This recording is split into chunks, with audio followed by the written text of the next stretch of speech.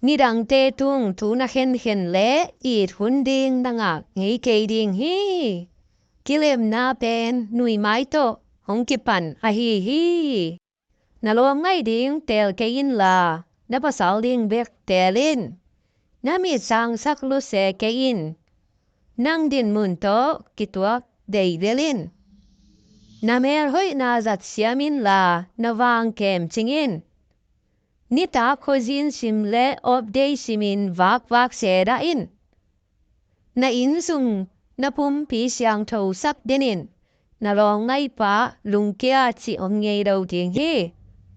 an huan me huan dan kisinin aton tung ding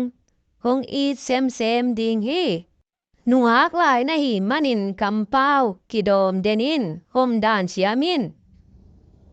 na nu na pa thu mangin na sanggam te makain hong pak ta den ding hi anung ta pasien umin muangin la thu ngan den le chin lo bang tur pi ding chi bang kong tel hi e ngai o hong chi pa lian lo dia na ji ding a mer hoi tel ke in la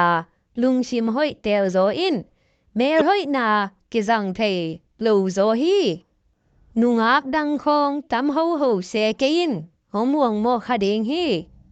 kham thei gui thei tam na zat luat le na lom ngai nu lung ke thei hi a ina ho lua ki mu lua se daun ki mu na in hong chim tak sap thei hi na siap ha kat denin chi tak denin na tup na som te genin han jam pa in hong za tak den ding hi na nu na pa thu mangin la na be na phung it kimin hong ngai na khang sem ding hi ki ho pha kadin la pasien muang denin sianin tui bang hong gom heno na a nga sambang kazal kal ding hai bang ak la ve ho ngai o chi mai ding hi